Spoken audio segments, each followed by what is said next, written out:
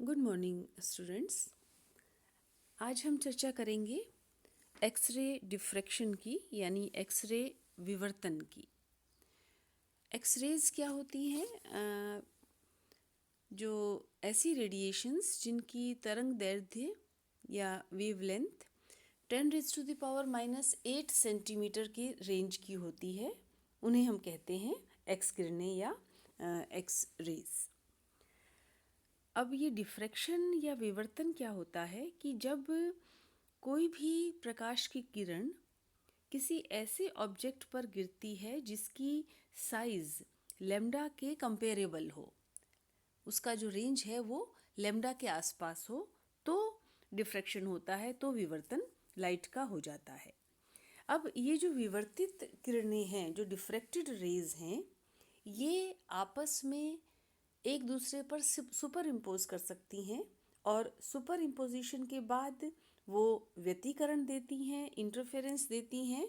और ये इंटरफेरेंस जो है ये संपोषी भी हो सकता है और विनाशी भी हो सकता है, यानी कंस्ट्रक्टिव भी हो सकता है और डिस्ट्रक्टिव भी हो सकता है। तो कैसे होता है ये, इसके लिए आप ये डायग्राम देखिए। जैसे हमने संपोषी व्यतिकरण में जो डायग्राम लिया है, यहाँ S1 और S2 जो है वो दो स्लिट्स हैं, दो ऐसे होल्स कह सकते हैं जिससे प्रकाश की किरणें निकल रही हैं। अब अगर इन दोनों किरणों में पथांतर जो है वो लैम्डा के बराबर हो, या 2 लैम्डा या 3 लैम्डा या 4 लैम्डा यानी n लैम्डा के बराबर अगर पथांतर हो, तब तो क्या होगा? आप देख सकते हैं कि जब एक किरण का क्रेस्ट आ रहा है तो दूसरे का भी क्रेस्ट है, पहले का जब ट्रफ है तो इसका भी ट्रफ है, यानी जब वो ऊपर जा रही है एक किरण तो दूसरी भी जा रही है। तो सेम फेज में है ये दोनों किरणें। सेम फेज में होने पर क्या होगा कि एक किरण का जो एम्पलीट्यूड है वो दूसरे में ऐड हो जाएगा, तो इस तरह से एम्पलीट्यूड जो है वो डबल हो जाएगा, बढ़ जाएगा। ये कब होता है? जब दोनों के बीच पथांतर जो है, पाथ डिफरेंस जो है वो n लैम्डा के बराबर हो। अब दूसरी तरफ अगर हम विनाशी व्यतिकरण देखें तो यहाँ पर क्या हो रहा है कि दोनों आउट ऑफ फेज हैं किरणें, यानी एक का जब क्रेस्ट आ रहा है तो दूसरे का ट्रफ आ रहा है, तो एक का एम्पलीट्यूड पॉजिटिव है तो दूसरे का उतना ही नेगेटिव है। तो रिजल्ट क्या होगा कि इन दोनों को इन दोनों किरणें को जब हम जोड़ेंगे तो रिजल्ट जो है वो ज़ीरो आ जाएगा, यानी एक का पॉजिटिव दूसरे के नेगेटिव को कैंसिल कर देगा, तो एम्पलीट्यूड दोनों का सम अगर हम देखें तो ज़ीरो आ जाता है। तो ये कहलाता है विनाशी व्यतिकरण। और ये कब होगा? जब दोनों के बीच पथांतर जो है वो λ/2 के बराबर हो, या 3 λ/2 के बराबर हो, या 5 λ/2। कहने का मतलब n λ/2 के बराबर अगर पथांतर होगा तो ये डिस्ट्रक्टिव इंटरफेरेंस होगा या विनाशी व्यतिकरण होगा। इन दोनों के बीच की भी स्टेजेस होंगी जहाँ पर एक का एम्पलीट्यूड दूसरे को पार्शियली कैंसिल करेगा, पूरा ना करके। तो उस हिसाब से λ/4 या 3 λ/4 इस तरह से जो है वो इनके बीच में फेज का डिफरेंस आ सकता है। तो ये तो होता है व्यतिकरण। अब व्यतिकरण जो है वो होता है विवर्तन के कारण, और हमने अभी कहा कि विवर्तन तब होता है जब लैम्डा जो है उसकी रेंज और जो विवर्तित कर रही हैं जो ऑब्जेक्ट, वो उन दोनों की साइज लगभग बराबर हो। तो लाउए ने ये सजेस्ट किया कि एक्सरेज की जो लैम्डा है वो और क्रिस्टल में जो परमाणुओं के बीच में या अणु जो है, जो पार्टिकल्स के बीच की दूरी है, वो एक ही ऑर्डर की होती है, एक ही कोटि की होती है। तो क्रिस्टल जो है वो एक्सरेज के लिए डिफ्रैक्शन ग्रेटिंग का काम कर सकता है। तो किस तरह से क्रिस्टल जो है वो एक्सरेज का विवर्तन करेगा, उसके लिए और किस तरह से हम इसे यूज़ कर सकते हैं किसी क्रिस्टल का स्ट्रक्चर डिसाइड करने के लिए, उसके लिए हम पहले देखते हैं कि ब्रैग इक्वेशन या ब्रैग्स इक्वेशन जो है वो क्या है, ब्रैग समीकरण क्या है।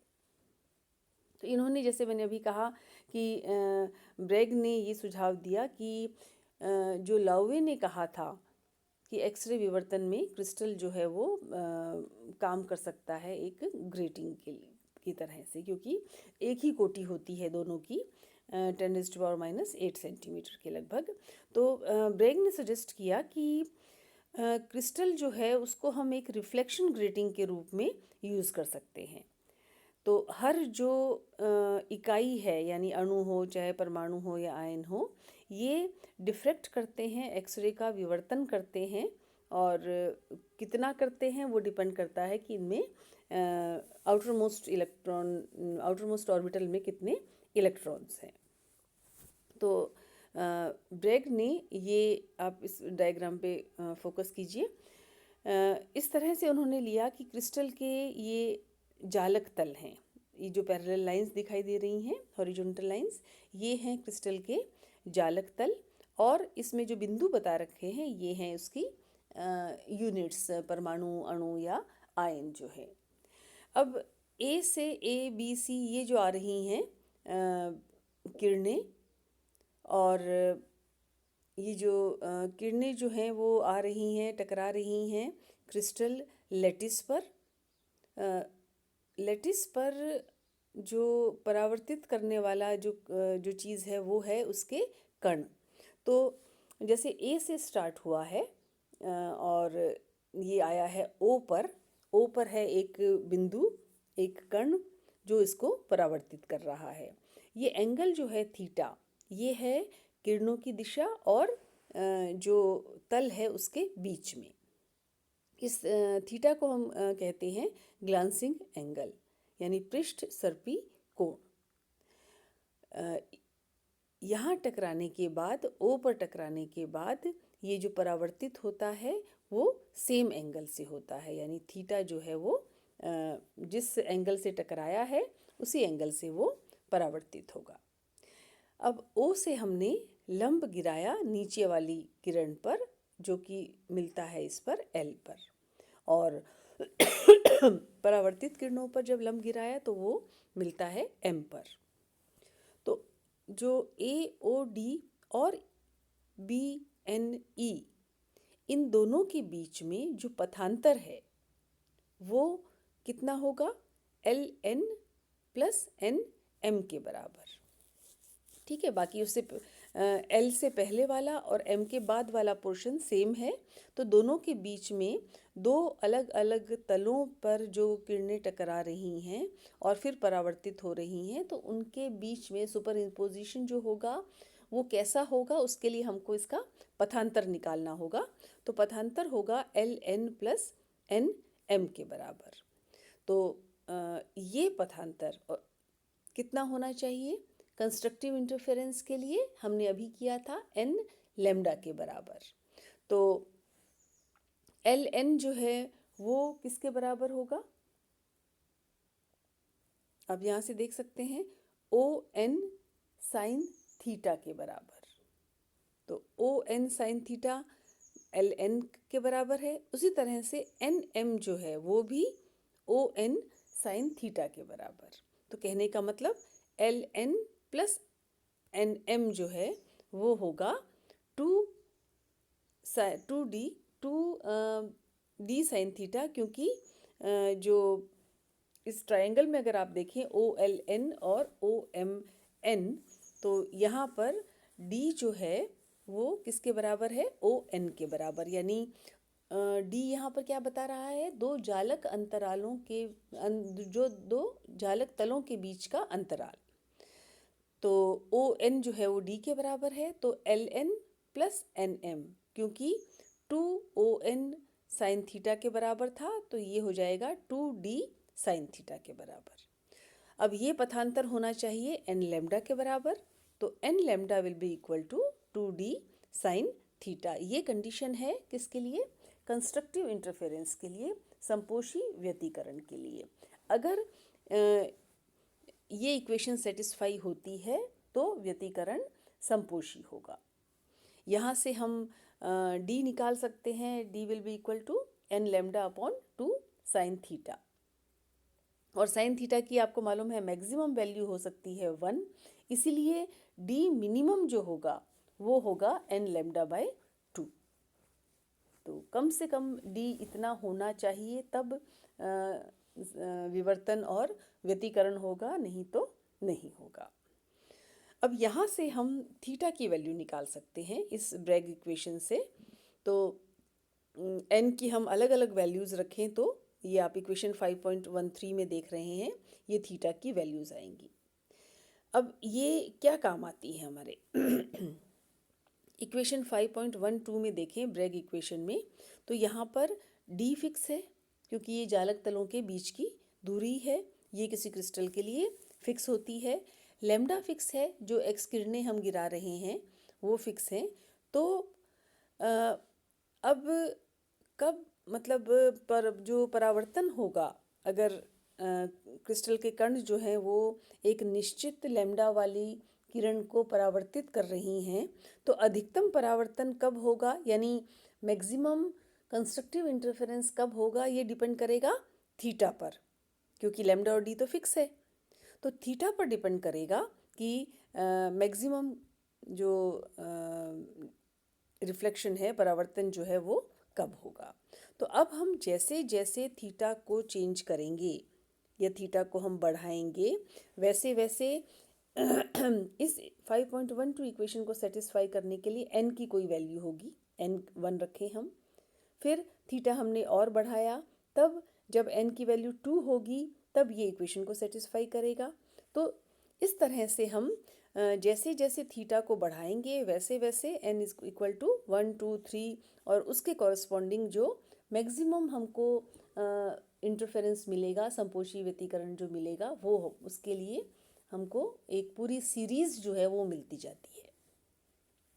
तो यहाँ से हम थीटा की वैल्यू निकाल सकते हैं, theta is equal to sine inverse और फिर उसके बाद 1 2 3 बारी बारी से और अंदर लैम्डा बाय 2d। तो इसके कॉरस्पॉन्डिंग जब n की वैल्यू 1 होती है तो हम कहते हैं कि ये डिफ्रैक्शन जो मैक्सिमम आया है ये फर्स्ट ऑर्डर का है, प्रथम कोटि का। n की वैल्यू 2 सेकंड ऑर्डर का, इसी तरह से third order, fourth order, n की वैल्यू के हिसाब से ये अलग अलग वैल्यूज़ देगा। तो क्रिस्टल, अब यहाँ इम्पॉर्टेंट बात ये है नोट करने की कि क्रिस्टल सभी थीटा वैल्यूज़ पर परावर्तन नहीं देगा। ऐसा नहीं है कि हर कोण पर जो है वो ये जो डिफ्रैक्शन मैक्सिमम है वो दे रहा है, नहीं, केवल उन्हीं कोणों पर जो इक्वेशन 5.13 को सेटिस्फाई करती हैं, उन्हीं पर वो अपना मैक्सिमम जो है वो डिफ्रैक्शन और इंटरफेरेंस देगा। तो अगर हम थीटा निकाल लें अलग अलग कोटियों के लिए, अगर हम थीटा निकाल लें तो हम इस इक्वेशन से डी कैलकुलेट कर सकते हैं, और डी यानी जालक तलों के बीच का अंतराल हम निकाल सकते हैं।